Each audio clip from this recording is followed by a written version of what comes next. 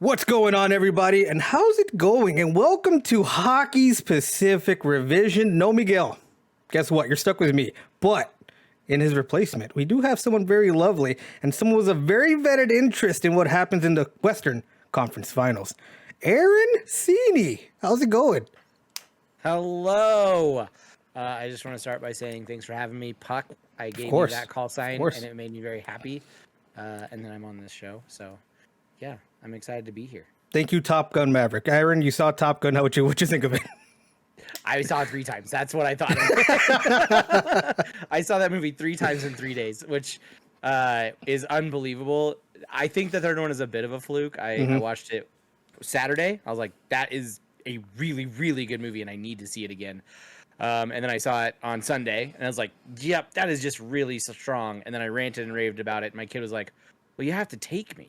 I was like, yeah, we have Monday off. There you go. Let's go. And so I took him on Monday. So yeah, I saw it 3 times in 3 days. And not to steal Tim Getty's line, but that might literally be my favorite movie of all time. Wow. I adore every second of that movie. Wow. Look at you. That's impressive. I still need to go see it. 3 times in 3 days, and at no point was I ever bored. I'll probably watch it tomorrow. I don't know. I went to the hospital today, so I'm tired. What? What did you... I have asthma. My asthma's bad. Oh, no. That's basically it. Okay. Asthma bad. By the way, they tried to charge me, by the way, shout out to the American healthcare system, $400 for one inhaler. Yeah, I mean... If we just want to talk about healthcare for a quick second before we jump into hockey. By the way, oddly enough, this happened when we had the our boy from Edmonton, Dan. Shout out to you, Dan. We did our preview. We also ranted about healthcare and how it's not great in America. Oh my god! So I don't carry an EpiPen on me, despite being deathly allergic to tree nuts, because I can't justifiably afford it. Too expensive. Too much money. Yeah, an EpiPen, which saves people's lives because their body just rejects certain foods or whatever. I can't afford it because it's, I think now like $750 or something like that. Oh God! You should just go to Mexico. You should go to Mexico, get like a couple for like that much. You get to go on vacation at the same time. You know what I mean? Right? Yeah, I can go visit my family in Puerto Vallarta. There you go. But this isn't about the terrible American healthcare system. Welcome to Hockey's Pacific Revision. Your one-stop shop for hockey. Talked about 2 guys from the West Coast. Doesn't happen often. Who would have guessed? By the way, still have not found a more hockey expert from El Salvador than I have. So this is your best spot. Here it is. And Aaron, I'm happy you're here. Of course, repping the Colorado Avalanche. Play tonight against the Edmonton Oilers. Big expert, aren't you, huh? Oh, yeah. I know everything there is to know about hockey. And by that, I mean I got into hockey last season. Oh, good time. There was nothing else to do last year. So perfect time to start watching. Exactly.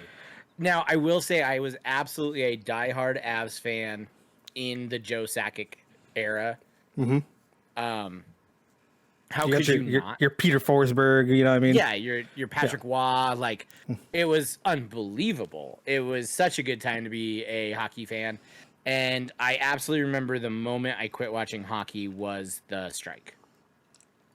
And I just never went back. They figured it all out, and I don't know. I just, like, lost all interest. And yeah. I love that I invited you on here, and your first question to me was like, I don't have to know anything outside of the Colorado Avalanche, right? Yeah, because that is my knowledge base. Just so we, as my new favorite person, Maverick, says, I just want to set proper expectations. Hey, you know what? You're about to blow them out because we're going to have one. You're going to be the Nathan McKinnon of this podcast, all right? Ah, I love that. I'll be Jack Johnson. I'm just here not to, hopefully not screw it up. I'm going to do my best. One of my favorite players very, very quickly. I love that dude. But Cale Makar, man, he has stolen my heart. I'm about to say, that's the reason we're on this bandwagon, baby.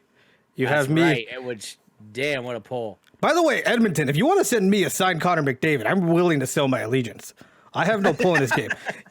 Connor McDavid already destroyed my team in the first round. I have nothing to prove here. So if you want to send me an autographed Connor McDavid card for my allegiance, just let me know. I'll send you my address. He will add dozens upon dozens of Oilers fans like that. Got it. I feel like Connor McDavid autograph up in Edmonton probably worth more than gold at this point. Yeah. But Aaron, what's been the journey so far? So you've done 2 seasons now? Yep. What'd you think of the first? Did you start watching the playoffs last year, or did you get some of the regular season in there before? No, I started watching during the regular season last year. I was telling you this pre-show. I don't remember what actually was. I was like, I'm gonna start watching hockey. Was it the Nuggets being bad? Probably. It was probably us choking out, and I was like, you know what? I need a different Colorado sports team. It might have been Court, just like talking to him constantly about hockey, and I don't know. I genuinely don't remember. But what I do remember was my first stop was Erick, and I was like, we have to watch a game together. It's true. Me and you jumped on a We Discord. watched Game 1, Round 2, Vegas, Colorado, if I remember correctly. Yep. And I got a little drunk as you explained the rules to me. Absolutely. And it was a great time. And yeah, I don't know. It's one of those things where once I sat down and like truly watched it and kind of understood even a little bit about what's going on, I fell in love with the skill of the game. I think it is wild that these guys can skate around on ice skates with a stick in their hand and control this tiny puck the way that they do. And there is almost no more entertaining sport in the world to me at this point to watch in terms of just like, it's such a specific skill set. I still have absolutely no concept about how these guys keep track of the puck. Yeah, it's one of those things you just have to get used to. I think it's the more you see it, the more you'll see tendencies. And have you been able to go to a game yet? Yes, I went in November. I was just telling you, somebody that I work with, she is a die-hard Avs person, and she has a single season ticket, center ice, 12 rows up. And every year they give her 8 to 10 games that she gets the seat next to her as just freebies, and she can just bring whoever. And she took me to a game this year. I would have to look at the picture of who we played. What was the atmosphere like? Was it more or less the same of like what you saw on TV? Did anything catch you off guard? Oh, no. Colorado sports. And I'm sure this is everywhere, so this sounds a little ignorant. No, brag about it. You got to do the thing that every fan base does. Like, we're the best, and we're definitely unique than everybody else. Right. Colorado sports has so many in-stadium traditions that are so freaking fun. I don't know. The only one that I know is the Blink-182 thing the Avs do. Yes, and they do that with several famous pop punk songs throughout the night, which is awesome. And when they shut off the music and the whole crowd sings, like, you are just so into it. The puck pyramid at the very beginning, they like set up this tiny little pyramid of pucks and they pop them all out one by one at the bottom. That was a lot of fun. They do the star game of the night at the end, so they bring over their favorite player from the night just for the crowd and talk to the crowd about it. That was awesome. But the pop punk stuff is so fun, especially as a kid who was in high school in the early 2000s, like in that era. Oh, you bring up Lit. Oh, I'm gonna get excited. You know what I mean? Yeah, 100%. Exactly. That is one of the songs they do. Of course it is. Like, it has to be. Oh, it's so fun. And when I say Colorado sports, like for the Broncos, for example, I've been to dozens of games at this point for the Broncos, and like if somebody drops a pass, the announcer in the stadium goes, and that pass will be, and the whole crowd goes, incomplete, and then over the loudspeaker they go, wah wah wah. Like, I don't know, I just love that like hometown professional sports traditions. It's actually kind of a bummer because I couldn't name a single Nuggets one, and I've been to a few games. You just watch Nikola Jokic just play. It's fine. Yeah, that's a good call. But yeah, no, I mean, the atmosphere, Avs, live versus on TV is just a different feeling, which is why I was also telling you pre-show, if we make it to the cup, like, I'm gonna pull the trigger on it. Yeah. Oh, there's nothing like playoff hockey, like in person too. Like, God. Yeah, like, I missed it. Like, I'm really bummed I wasn't able to go around one, because I would have been like, fuck it. If the Kings lose to the Edmonton Oilers, whatever, fuck it. It doesn't matter. Sure. But it's just, I don't know, man. My favorite game still. I've only been to like 2 playoff games, and then one of them was Kings Sharks, and just NorCal SoCal rivalry in the playoffs, hatred. You can't beat it. You can't beat it. Well, in the game I went to in in November. It was against a Canadian team, and goddamn, I just cannot remember which one. But we would would have been the Edmonton Oilers because that would be very coincidental. No, it wasn't. Vancouver. I think it was Vancouver. I think you're right. I think it was Vancouver. We beat them 7-1, and like you want to talk about having a hyped up Colorado crowd. You take down your opponent 7-1 at home, it's a good time. Oh, absolutely. I mean, you beat anyone 7-1. You're gonna have a good time. Yeah. Before we move on, I kind of want to see where your fandom is at, because there's one quirky thing that I love about any sort of hockey fan or sports fan in general. Do you have an obscure favorite player? Because it's easy to like the All-Stars. It's easy to like your Nathan McKinnons, your Mikko Rantanens, your Cale Makars. But is there someone obscure on the Avalanche lineup that you just grown an attachment to? It's okay if it hasn't. One day it'll happen to you. No, I like obviously Nas is not obscure. I love Nas a lot. Toes is really good. Taves. Or Taves, thank you. See, I'm terrible at that stuff. It's fine. I'm used to it. I will tell you, I have a slightly obscure dislike for a Colorado Avalanche player. Wow. Okay. I love it. Okay. We relegated him back down to the Eagles at one point for a while, but I don't love Yost to the point that I call him Toast. Okay. Because people always fly past him, and I'm like, Toast, you got burnt. That's always funny. I always find it funny how like people always do. There's definitely like a cult favorite for a team, and there's also someone you just can't. Doesn't matter if you do anything right. Forever, there's that scapegoat that every team Yeah, you're has. just like, nah, you fucked it up. Sorry, So I don't know if I can swear on your podcast. No, you can swear. It's a hockey podcast. Who gives a fuck? Am I right, guys? All right, guys. Let's move into the playoffs. So far, Colorado, kind of an easy road. They had a little bit of challenge against St. Louis, but they swept the Predators easily. 4-0. Wasn't close. Yeah, it wasn't close. Doesn't help that Nashville didn't have their goalie, but that's not your problem. And then a 6-game win in round 2 against the Blues. How do you feel the Avs are playing heading into the conference finals? I think we're playing strong. I found the last series to be super interesting. A lot of hatred. Yeah, way too much. Got a little gnarly there for a few hits and things like that. But what I found interesting was the back and forth of home ice didn't seem to matter. Yeah. It was almost the opposite. It was like, oh, you beat us in our town. Now it's time to roll through you in your town. And they're like, well, now we're pissed, so we're going to roll through you back in Colorado. And they're like, all right, fine, we're going to roll back through you in St. Louis. Like, that back and forth was interesting to me because I do have, like, such a mentality of home field advantage. There is an advantage to playing at home. You do get, like, last changes. So you get to – the away team has to throw out their lines, and it's up – the home team gets to then – match up or send whatever they prefer. So the thing you have to be careful with, let's say, so Colorado's playing at home against Edmonton. Anytime there's a stoppage in play, you got to reach out the puck again. You're going to see Connor McDavid and probably Leon Draisaitl come up. Colorado then can throw out anybody they want. And that's where it kind of gets a little tricky. That's where the home ice plays. However, you're right. Like, other than the Carolina-New York series that just ended yesterday, home ice hasn't really been a big thing. Like, it's been fine, I think. Yeah. Like, I just think there's a lot of parity in the league, and a lot of it's made up by the NHL. We can get that in the offseason, but it just shows you how evenly matched these teams are. And I think going into this series, if before the playoffs you told me that the Colorado Avalanche were going to play the Edmonton Oilers, I'd be like, it's Avalanche in 5. It's easy. It's fine.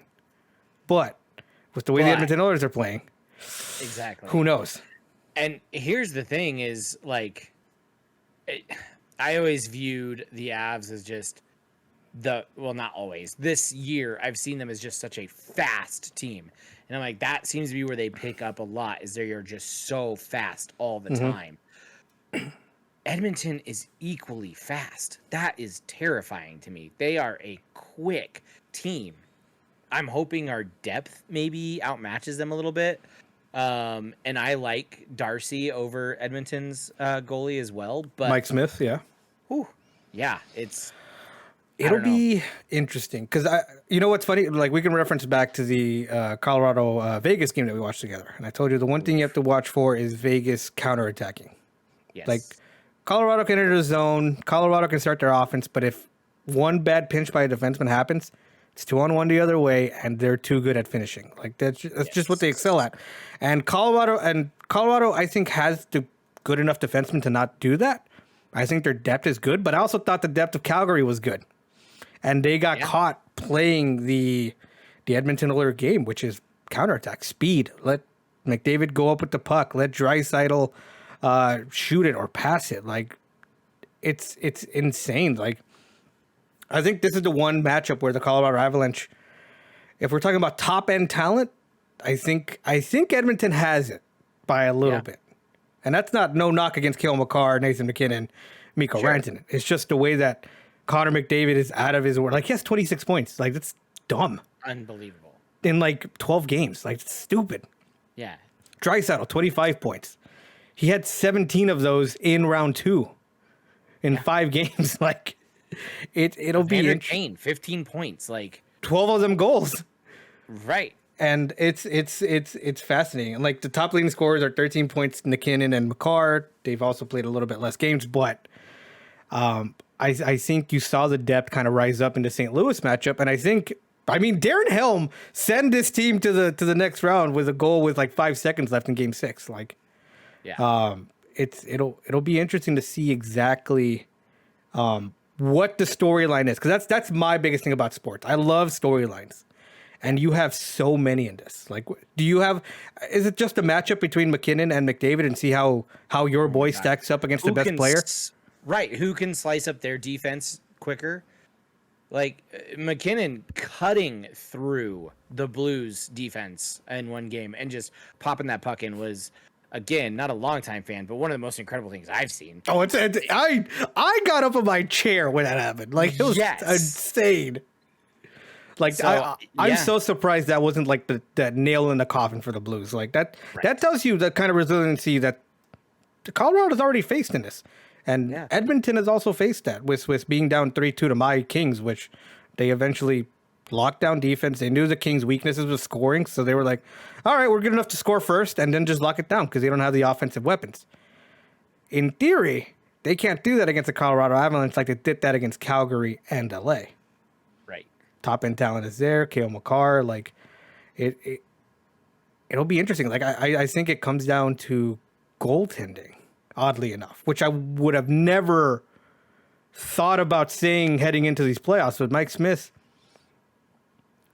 I have my own issues with him. Like, I think I don't know how he's fucking doing this. Like, every time I look at him, I'm like, you're 40 years old. You've always been terrible. Terrible is mean. No, terrible is mean. But like, I just don't like him. Yeah. I think I'll give credit to Edmonton because I said it in round 1 against the Kings. Like, the depth against the Oilers, basically they're playing the roles and they're not fucking it up. Right. Although Mike Smith has had situations where, you know, like he let in a goal from the other blue line, like 180 feet away on a power play for them. Like, yeah, Mike Smith will do stuff. But how confident are you, Aaron, in Darcy Kemper, who's been fine? I think that's the way to say it. Good way to put it. I think it's hard to judge the last series after the freak air quotes accident of a stick, like in round 1, right? Yeah, in round 1 coming to the face. I don't know if that shook him a little bit because it was in the second series. He comes back and he's just been a little shaky since then. Which I can't even imagine having a hockey stick put into that small of a slit in your helmet and just being shoved. Like, yeah, that's gotta fuck with you a little bit, right? I don't think Kemper is necessarily like our future, but I'm happy with his performance so far. You think he's coming back? I hate talking about contract stuff like while stuff is happening, but you kind of have to. I think he comes back if we win a fucking cup. You think so? Yeah. Yeah, run it back. That'd be good. I think they'll try to keep as much of their core as possible if we win this thing. Yeah, I think Kadri will be interesting, but rumors are he's going to get like $8 to $9 million by Philadelphia, who has a lot of space and is bad. Yeah. And as much as you want to match that, you're like, Kadri, go here, buddy. Like, it's unfortunate, but No, but I think Nate, Kale, Landy, I think they all come back next year. And I don't know, like, if they're happy enough with Kemper's performance getting through the Western Conference, like, I don't know. So I'm a big believer, happiness measured by expectations, Aaron. If Colorado, let's say, obviously if they move on to the final, huge success of a year. If they lose in the conference final, is this season successful in your eyes? Less, for sure. And not like a little less, but I think it sucks to see this team play the way that they did in the regular season, win the games that they did in the way that they did, in the fashion that they did.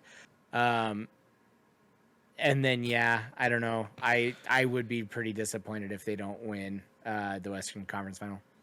Who is the most important team player on the Avalanche in your eyes? Does it come down to Nathan MacKinnon? You go down. No, I think if they win, who do you think has to step up and has to be that key piece to take him over the edge into the final? I think it's Cale Makar. I'd love to say Nate MacKinnon. Don't get me wrong. I think he's an incredible offensive player, but Cale Makar is on a different level as a defenseman. Like, are you kidding? 13 points. Like, he's shattered records. I think he's a leader out there, and that dude skates like no one else. Yeah. I may not know my hockey, but I grew up ice skating, and that dude on blades is unbelievable. I think the key of a good like hockey player is definitely like you just look at him and like this guy moves different than everybody else, and it doesn't make sense. Yes, McDavid has 100%. that. MacKinnon has that. Makar definitely has that, and it's just being able to stop on a dime and then do everything at full speed. I think is the most impressive thing. And you could make an argument to come down to both. It could be Nate or Makar, but I honestly think Cale has been the biggest difference maker in this postseason and in this season as a whole. Like, he's just on another level. Are you worried about the defense? I know y'all lost Sam Girard to a broken sternum in round 2. So that sucks, but I do think testing your depth a little. Yeah, Girard was a really tough loss. I was really sad when I woke up the next day to see the final diagnosis that he had broken his sternum and wouldn't return. But I do actually think our defense is better than Edmonton's. Oh, for sure, 100%. I think it all comes down to structure. Like, can the Colorado Avalanche break the structure of the Edmonton Oilers? Like, I do think watching that fucking series against Calgary. Like, it broke my brain because it basically Calgary played just like I feared LA was going to. And again, LA shouldn't have been here ahead of schedule, all that stuff. I can say all that good stuff. I'm still bummed out they lost in 7. But sure. I remember when they lost, LA lost game 2 and 3, a combined score of 14-2. So in 2 games, Edmonton scored 14 goals, LA scored 2. And it was basically LA was able to figure it out and be structured eventually. Because after game 4, shutout. No goals. Structure. Don't allow 2-on-1s. Don't allow McDavid to get in clean. He's still going to make you look stupid, but as long as you keep him to the outside, you'll be okay. And Calgary never adjusted to that. Markstrom never made a big save for them. Like, anytime you needed something big to happen, like, Calgary kind of let themselves get beat by McDavid. Me and you have a really fun little Twitter rivalry going on where we usually like to talk shit to each other. But I gotta say, like, I was pulling for LA so hard once they made it to 7. I was definitely not as disappointed as you were because obviously you're a huge Kings fan. But I felt pain for you when I saw them lose. I was like, no, like, you guys got here. Yeah. Damn. And that's the thing about, again, happiness is measured by expectations. Like, I didn't expect them to be there, but the fact that they got there, it was a disappointing end to a not disappointing season. Yeah. Do you feel like you would have preferred for them to, like, not necessarily get swept, but like maybe beaten 5 or something like that? No. Like, did every game closer to the end of that series give you more and more hope? No. No? Okay. No. And it's a weird thing. Like, I feel like I correctly predicted because we had, again, Oilers Nation, Dan, come on and talk to me for that thing. And I told him, basically, I expected a team to, once they got into playoffs, I knew who they were. I don't know if they're good, but they're a decent team. There is no Nathan MacKinnon. Like, Aaron, your fucking team, every time we fucking played each other, it's fucking emotional damage to me because I'm pretty sure we got blown out 3 times, twice in Colorado, 1 at home, like, against LA. Like, the top end talent is unreal, and it comes down to, again, you have to beat them 5-on-1. Right. And you can't do that against Colorado because of list everybody. You know, even Valerie Nichushkin, who's on their third line, like, is really good. Andre Burakovsky, really good. Like, you can just keep fucking going, and it's an ending list of consistency. Yeah, and that's exactly what I'm hoping carries us through against Edmonton, is that just depth that we have. Yeah, it'll be God, it's gonna be such a good series, and it's for you listeners. This is going up as soon as I can. But game 1's tonight. Aaron, who do you see winning the game? I think the Avs win tonight in overtime at home. And who do you see winning the series, and in how many games? I think it'll be the Avs in 7. I think this is a full series. It's going to be full tilt. I think it's going to be emotional. I think it's going to be intense. But most importantly, like, these old ass eyes are not ready for how fast these games are going to be. It's gonna be stupid. I'm excited for, like, now the next, like, 7 games. They're all gonna be like 2-1. Oh yeah. I'm not expecting this to be the normal Avs series that we have seen throughout. I don't believe the first game also decides the series, but tonight is very, very important for the Avs. I think it'll set the tone. It'll be interested. I did feel like a lot, like in the Colorado St. Louis series, like nothing really carried over from game to game. That's true. I mean, that is a great point. Because we had game 4 was the Jordan Binnington injury and then the Sam Girard, like, fallout and all that stuff. Yeah. And Nazem fucking hat trick and all that stuff. And it didn't really carry over to game 5, oddly enough. No. So I think it's... And same thing with the Edmonton-Calgary series. Like, Edmonton lost game 1 9-6. Jeez. And then they won 4 straight. So it's going to be... It'll be interesting to see if anything does carry over. But these teams played each other a little bit in the regular season towards the end in April. Abs 2-1 against them. Oilers 1-0-2, so they lost both games in overtime.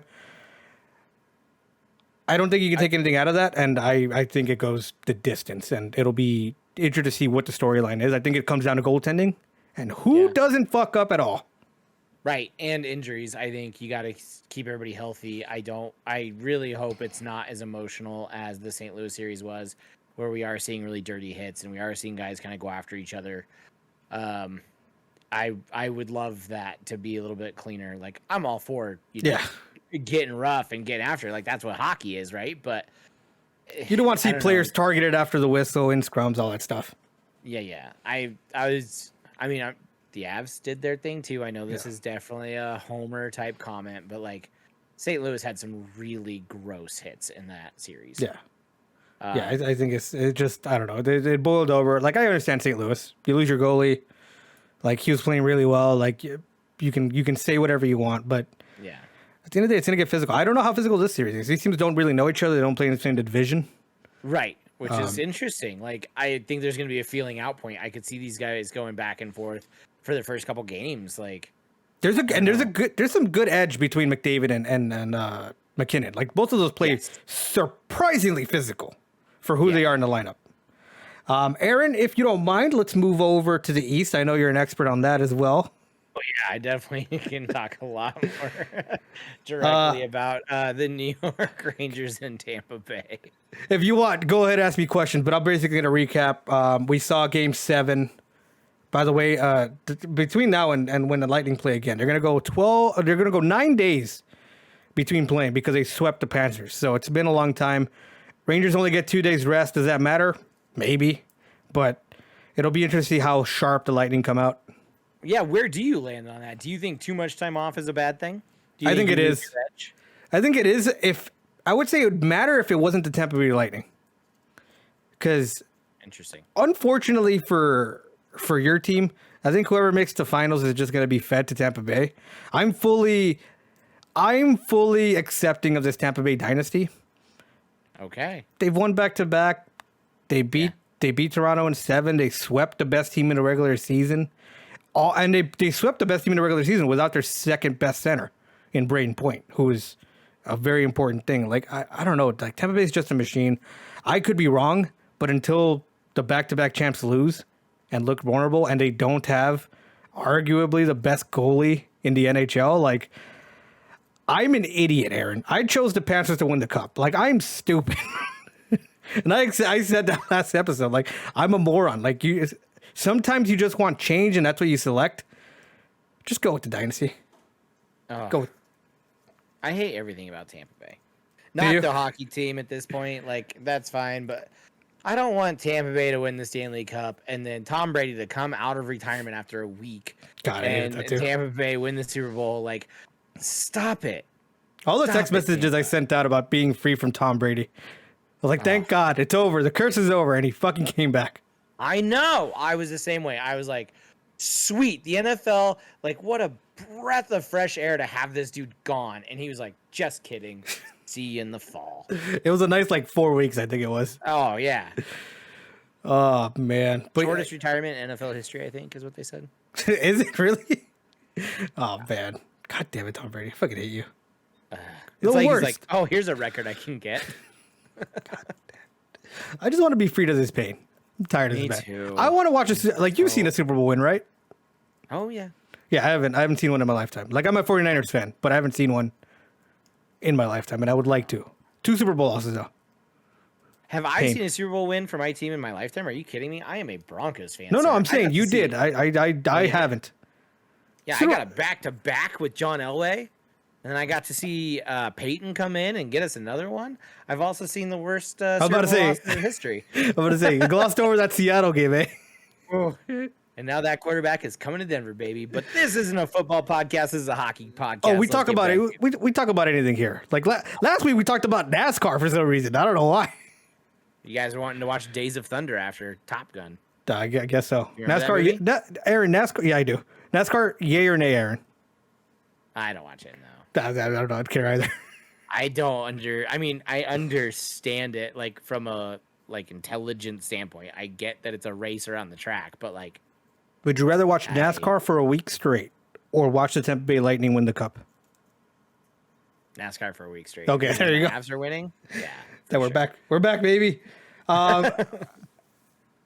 This, just like the Battle of Colorado and Edmonton, is the battle of the best.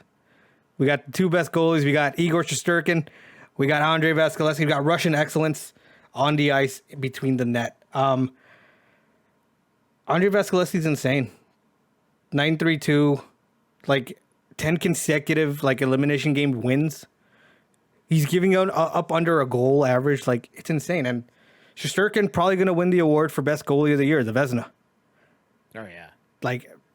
This is going to be a good battle for the opposite reasons. For all the excitement you're going to get in Colorado Edmonton, the opposite is going to happen. Scoring is going to be hard to come by between Vasilevskiy and Shesterkin. You think this game is just 1-0 almost every time in the series? Yeah. Tampa Bay has shown they're comfortable playing low-scoring games. Yeah. They'll take the lead and just not make mistakes, and that's kind of good. New York, I'm impressed by their resiliency. They came back 3-1 in round 1. They came back 3-2 in round 2. They actually won a game in Carolina where Carolina had a 7-game home streak in game 7. There's a lot to say about the Rangers, but 5-on-5s are not great. They do get outpossessed a lot, and if Tampa Bay has a puck a lot, I like their chances. New York has a good power play, but I don't know how many penalties they're going to call. They've been more liberal with the amount of penalties they've called this postseason. Does that continue the later we get into the playoffs? I don't know. It really comes up to 5-on-5 play in the goalies, and this goalie, you're gonna have a duel between Shesterkin and Vasilevskiy. So I don't know if I had to choose. Again, Tampa. I'm not choosing against Tampa. Probably in 6, but I wouldn't be surprised if it goes to 7. And Vasilevskiy again has a fucking shutout in Game 7 again for the 5th time in the past 2 years. Jeez. So you think this one goes deep though? You don't think Tampa Bay just steamrolls these guys? Shesterkin's too good.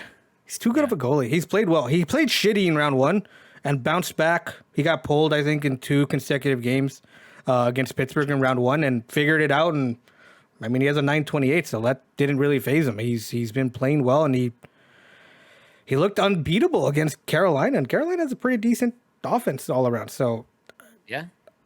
And again, I think if you're asking, like, I feel like Tampa Bay can play any style and they'll be fine. And I think that's what happens. Now, Aaron, with you having a dog in the race, you're obviously you're already like, all right, if Colorado advances, who do you want to see them play? New York. Why? Easier matchup? Yeah, and I did absolutely watch all of the Stanley Cup last year. Like, I know what this Tampa Bay team is made of. Like, no, thank you. Yeah, if you're talking about depth, like, I think that that's going to be probably I'm all in favor for a natural disaster final between the Avalanche and Lightning. All right. I love that. That's nice. I'm telling you. New York, if they somehow take down Tampa Bay, I actually think that even shifts the Avs mentality. It's just like Goliath was slain, let's go. Yeah.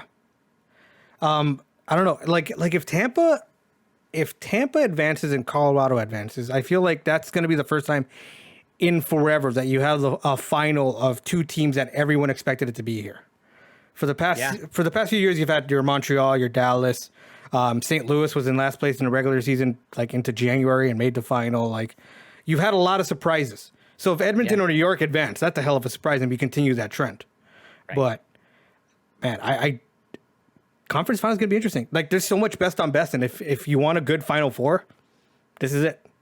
Yeah, this is a great Final Four, and you better believe I'm going to be watching both series very, very closely. All right, Aaron, we'll wrap up here. Yeah, of course. Aaron, we'll wrap up here because in real time, puck drop for Game 1, Western Conference Final, 20 minutes away. But really, it's like 35 minutes away because the NHL doesn't like to start anything on time. God, it's unreal. Aaron, o'clock game. Like, I love that way more than these 8:30 games, which I will say, as a new fan, I am happy to report that I have not missed a minute of Avs playoff. Oh, I love it. I've watched every single game. I have been locked in, ready to go, and that does not change tonight. I love it. Hashtag find a way, eh? That's right. Find a way, baby. Aaron, why don't you plug your stuff? Let the people know where they can find you. Yeah, come hang out with me on Twitter at Aaron Seaney. It's just my name, Aaron, and then Seaney.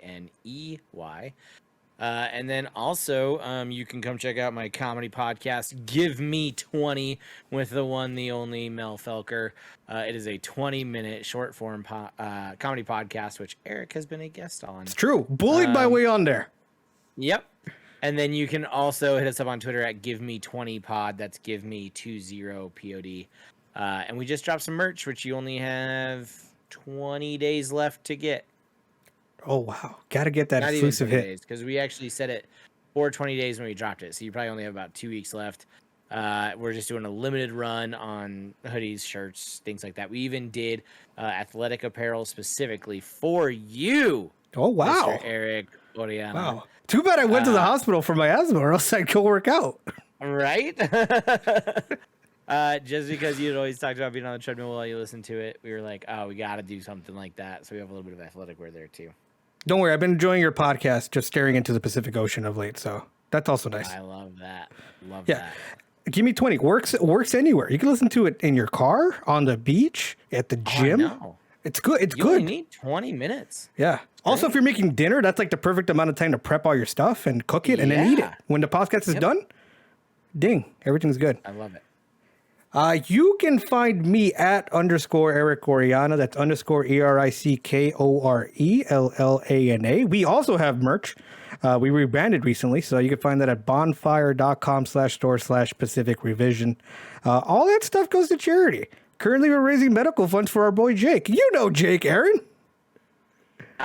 Yeah. So it goes to him. Help him. Because, again, awesome. American healthcare system, awful. Oh, my God. Yes, I will absolutely check that out and pick up some stuff to support a good cause. Yeah, and Ordle. Always forget, Buddy Daniel created daily guess an NHL player Wordle style game. You can find that at ordle.com, ORRDLE.com. Also, Miguel's out. I think he's sick. So find him at Miguel Kicks, KICKS. Wish him well. Until next time, Peace. Go Avs.